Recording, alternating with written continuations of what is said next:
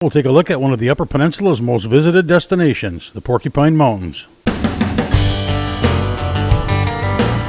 9 million acres of forest, 1,700 miles of continuous shoreline, 4,300 lakes, 12,000 miles of streams, more than 300 waterfalls, 15 counties, 2 time zones, and 1 area code. Welcome to the Upper Peninsula. Welcome to 906 Outdoors.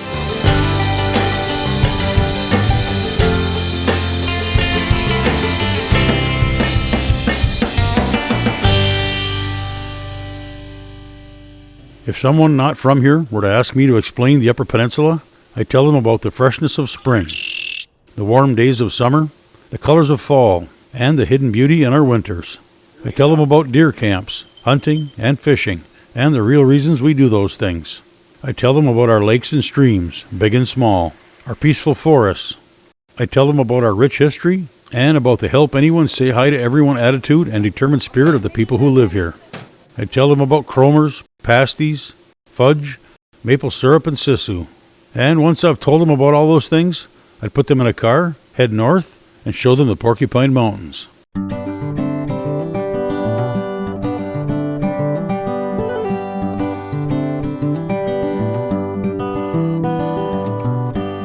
If you're not really familiar with the place, the Porcupine Mountains was designated a state park because of a group of spirited citizens who really felt it was important to preserve the last large tract of forest area in the upper Midwest that hadn't been logged. So we've got 35,000 acres of old growth northern hardwoods. You get the big white pines out there, you got the hemlocks, you got a nice mix of hardwood trees. You can find big old red oaks out there, big sugar maples, big yellow birches, and the forest cover out there is really beautiful. We constantly hear from visitors that they just didn't realize there was anything like this in the Midwest.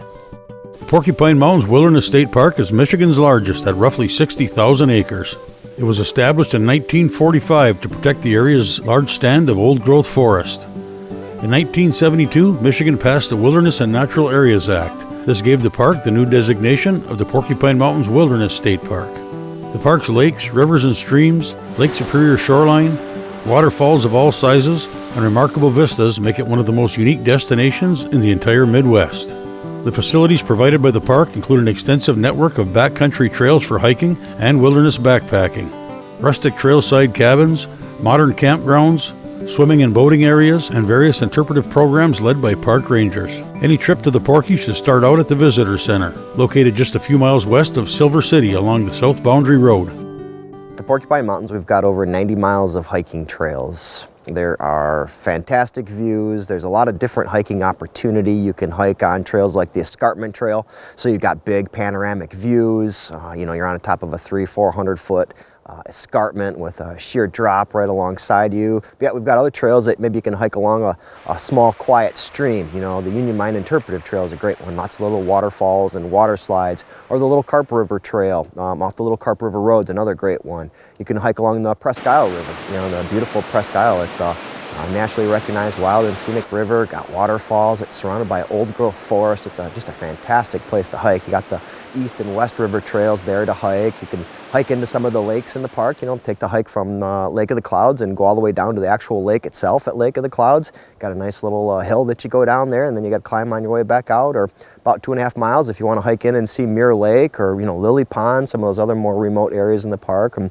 a lot of the trails also will take into the old growth of the park. We often forget that that's why this place is actually a state park, is to protect this large example of a northern hardwoods old growth forest that we have. We've got about 35,000 acres of this old growth forest, and it's considered the largest example of an old growth northern hardwood forest, and it's also considered one of the best examples of an old growth hardwood forest in the region. So it's a great place to get out and hike amongst some of the giant trees and get some of the great scenery in there as well.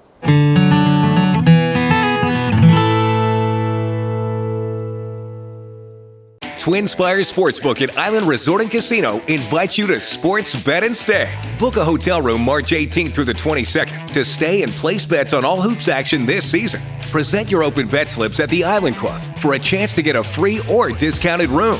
For each $100 cumulative bet you present, you pay just $39 a night. A $500 cumulative bet means your room is free. Book your room now. 800-682-6040 and mention Sports Bet Stay.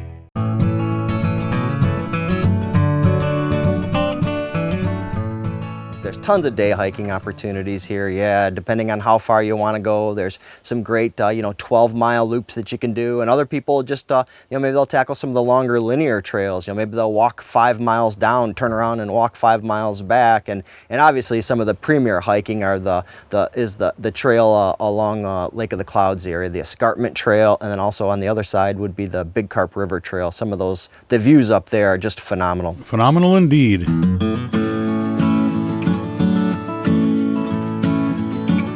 A short walk up the wooden walkway will deliver you to the escarpment and some of the most spectacular views in the park.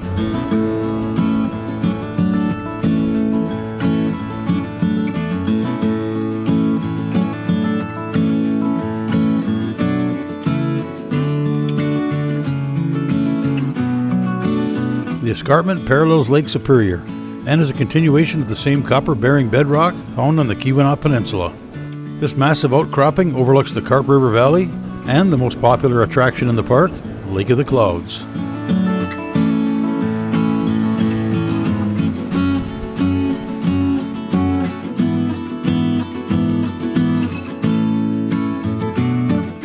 A second ridge farther inland includes Summit Peak.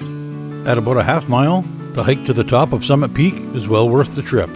Summit Peak is the highest point in the park, at 1,958 feet above sea level. As you near the summit, a viewing platform provides spectacular views of the vast wilderness of the Upper Peninsula. You can add another 40 feet by climbing the viewing tower located at the summit.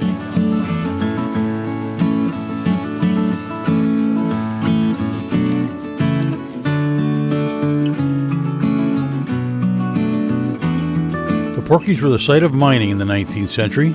Throughout the park, remnants of this bygone era can still be found. A short walk in from the South Boundary Road, you'll find the historic Nonesuch Mine, which operated on and off from 1867 to 1912. The area was given its name when a vein of copper was discovered in the Little Iron River in 1865. The copper was found in sandstone, and it was said that none such ore existed anywhere else in the copper country.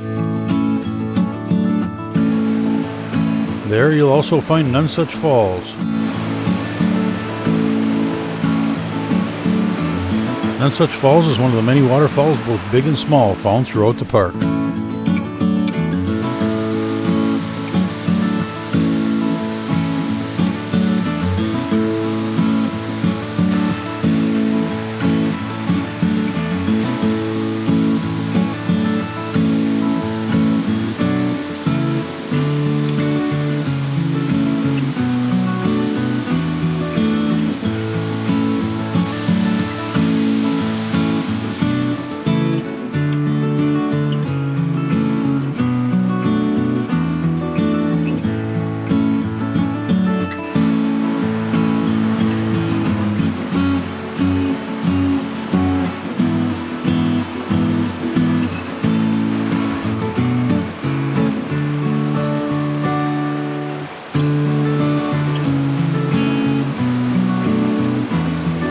Some of the most spectacular waterfalls can be found on the Presque Isle River at the western edge of the park.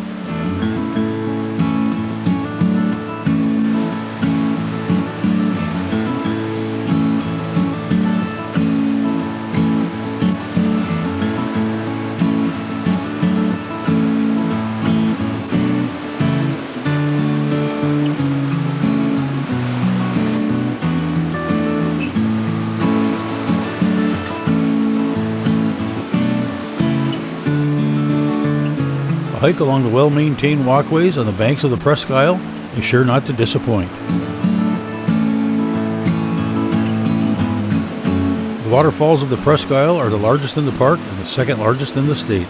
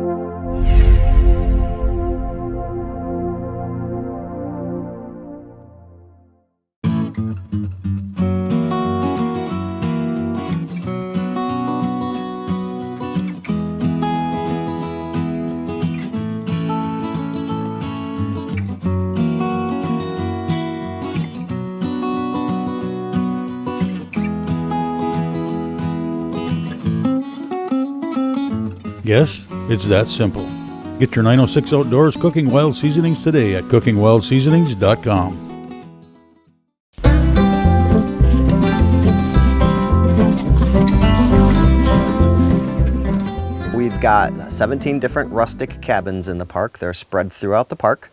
They range in size from a 2-bunk, which accommodates 2 people, all the way up in size to an 8-bunk cabin. And some of these cabins are pretty old. Some of them have got a lot of tradition associated with them. In fact, the Mirror Lake 8-bunk cabin out on Mirror Lake is the oldest park-built cabin. That cabin was built in 1945 in the very early years when the park was actually established.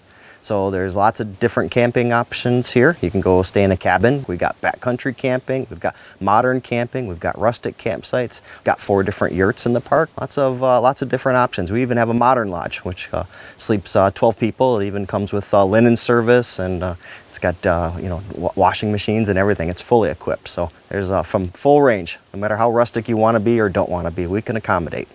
Most of the cabins require a hike, anywhere from a 1 to 4 mile hike in. The one exception is our Gitchagumi cabin, which is right along the shore of Lake Superior, and that's one that you can drive into. All the rest of them you do have to hike into, and 4 miles being about the furthest hike you'd have to go this time of year. That changes in the winter, because some of the cabins are open in the winter, and as are all 4 of our yurts are all open in the winter, and some of them can be a little bit further to get to, a little bit more of an adventure in the winter.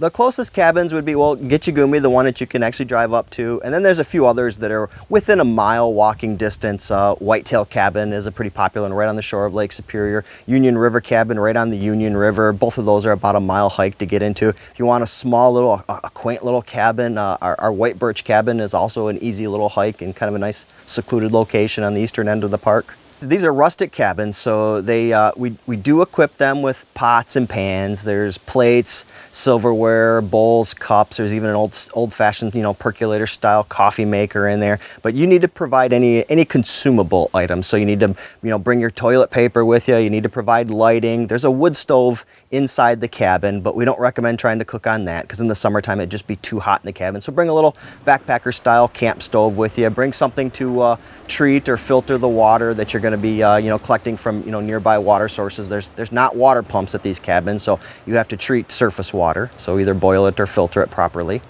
The cabins all have outhouses. So all of our rustic cabins cost $65 a night. Doesn't matter how many bunks that it has, and the yurts are the same price as well. And you can make reservations for those as much as 6 months in advance from when you want to come visit the park. And you can make reservations right from our webpage. Go to michigan.gov/Porkies and click on the tab that says make a reservation. And get your reservation in, because these cabins are pretty popular.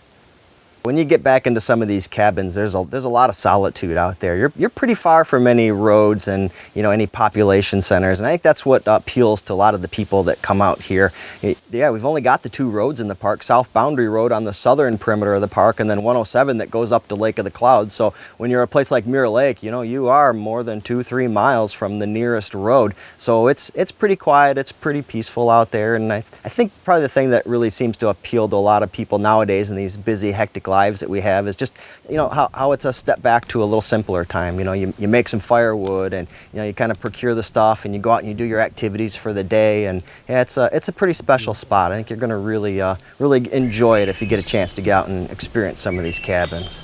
One thing real appealing about the cabins is their location and the ability to use a cabin like a base camp. So you can hike all your gear into your cabin, stay for a few days, and then get out and hike some of the trails in the park. So we've got 90 miles of hiking trails in the park, so it's a big place. The park's 60,000 acres in size, and it's pretty hard to experience all of that, at one time. But staying in a cabin or a backcountry campsite really gives you that ability to really explore the backcountry of the park. So, for example, like if you're staying at Mirror Lake, a great hike to do is you can hike down the correction line, down to the Big Carp River Trail. And if you've not ever seen that trail, it parallels the Big Carp River. It's got a lot of waterfalls on there. It's a great fishing river. And if you're really adventurous, maybe you'll want to hike as far as Shining Cloud Falls, which is definitely one of the premier interior waterfalls that we have in the park. So there's a lot of opportunity, a lot of great hiking opportunity, fishing opportunity, a lot of just great recreation opportunity here. Some of our cabins are open all year round. All 4 of our yurts are open year round, and then the remaining cabins are open seasonally. And that season, especially in the spring, kind of fluctuates, you know, from the time when South Boundary Road melts back and gets opened up. Usually around the beginning of May is the earliest that you can check in and make a reservation for one of these cabins up until the end of deer season. So they're open through the end of November. When you're staying in the cabins, you know, the protocol is that you clean up after yourself. So leave the place either as clean or cleaner than what you find it. So that means packing out, you know, all the garbage and stuff that you brought. And if you find stuff along the way, boy, it sure goes a long way if everybody picks up a little piece of garbage here and there. It really helps keep this park nice and clean. So we got a lot of backpackers in the park. We got 90 miles of hiking trails through the park. And if you camp at one of the established backcountry campsites in the park, the campsites are equipped with a metal fire ring, so you can have a ground fire there. If you're camping off-site, no fire is allowed. So fire is only in the designated metal fire rings. And then if you're backcountry camping also at one of those designated sites, then there's going to be a bear pole that you can secure all your scented items in. So your food, you know, if you bring toothpaste, things like that, make sure all that goes in a special bag and that you hoist it up into one of these bear poles in the evening hours and overnight. So some of the cabins in the park are on inland lakes. So we've got our Lake of the Clouds cabin. So on our map, we got Lake of the Clouds here. Right on Lake of the Clouds, there's a cabin nestled on Lake of the Clouds. We've got 3 cabins that are on Mirror Lake and 1 cabin that's on Lily Pond. All of those cabins all come equipped with either a boat and or a canoe so that you can get out and you can fish those lakes that you're standing right out, you know, you're camping right in front of. The cabins are equipped with the appropriate PFDs and paddles and or oars. So if one of these cabins is something that's of interest to you, you can always go online to make a reservation. The cabins do require a reservation for most part of the year. So go to either go to the Porcupine Mountains webpage or you can call the park with specific questions, 1-800-44-PARKS to make a reservation.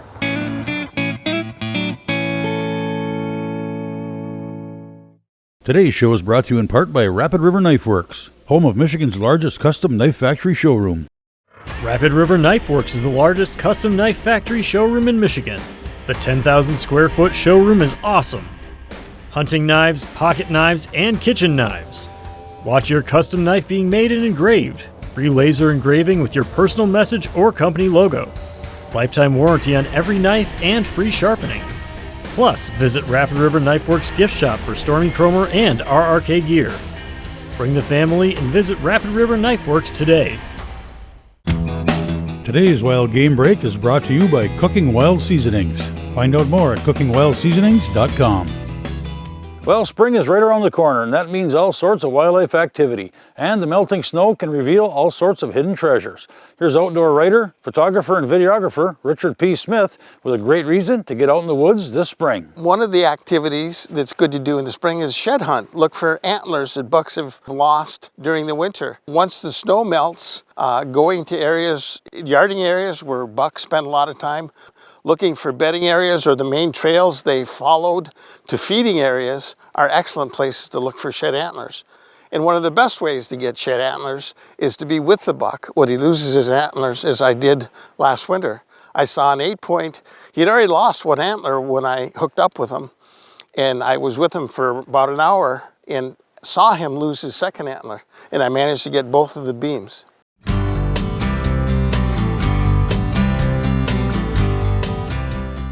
You can hike into some of these cabins in the fall if you want to, you know, try your hand at deer hunting here in the park. It definitely is a unique opportunity for a lot of people because they know they're going to get a certain experience. They're coming more to find solitude. So if you want to come, you know, hike and do some fishing too, a couple of great places to go would be like Mirror Lake. You can either backcountry camp on Mirror Lake, or you can go in and rent one of the 3 cabins that are on Mirror Lake. What's nice about the cabins here in the park is if you get one of the cabins that's on one of the lakes, then that cabin will come equipped with a boat, which, you know, makes it a lot easier to fish the lake.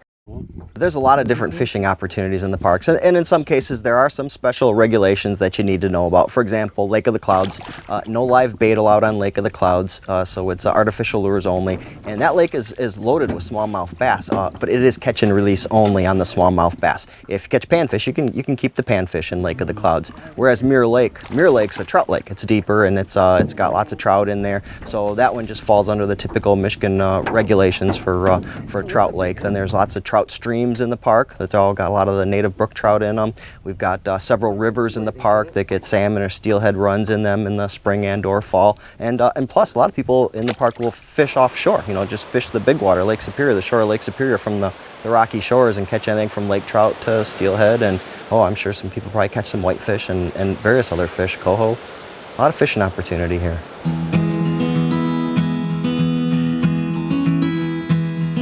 Taking a vacation simply means time away from normal day-to-day activities. And it's a lot more about where you go than how far you travel to get there. Whether it's a one-day sightseeing adventure or a week-long excursion, the Porcupine Mountains Wilderness State Park is a great destination to keep on your list for any time of year. Through the different seasons is a great way to see the park. The spring, especially before all the vegetation starts to green up in the forest, is a really neat time to be out there. You can see some of the early spring flowers, the spring ephemerals. Then when the leaves start to pop, that tends to coincide with maybe when some of the biting insects start to come out. But the rivers tend to be high that time of year. The trails do tend to be a little bit muddy, so just wear appropriate footwear. In the summertime, that's when our trails tend to be the driest, but probably also the most heavily used. So if you're coming in the summer, especially if you're around any of the busy holiday weekends, you're gonna have to work hard to get some solitude in the park, but you'll be able to find it. Hike some of the more remote areas. Maybe like the area around Lost Lake is a great area to go if you're looking to avoid the crowds. And then when you get here in the fall, obviously the weather starts cooling off. Trails get a little bit more wet again, but then you get the fall color, and you get some of the really great views. Take a drive, hike, or drive and hike. A fall color tour is a very simple but very rewarding way to spend some time in the Porkies. Hiking in those 3 seasons definitely are interesting, and winter's not out of the question. It just gets to be a little bit more difficult. You do need snowshoes, and you can expect to find much more limited access to a lot of the interior of the park. But if you're the real hardy soul and you really want to venture out there, there's some really great scenes to experience in the wintertime when hiking around here. Spend some time hiking. Take a 5-minute walk to the escarpment for a look at one of the greatest wonders of the Upper Peninsula. Pick a trail and spend a day hiking and checking out some of the park's spectacular scenery. If you're up for more adventure, pick a route on any of the park's 90 miles of connecting trails. Add in some backcountry camping and spend a couple of days or a week exploring the park. If a tent just isn't up your alley, rent a cabin or a yurt for a couple of days. Do some fishing on a remote UP lake. At the end of the day, cook what you catch over a crackling fire.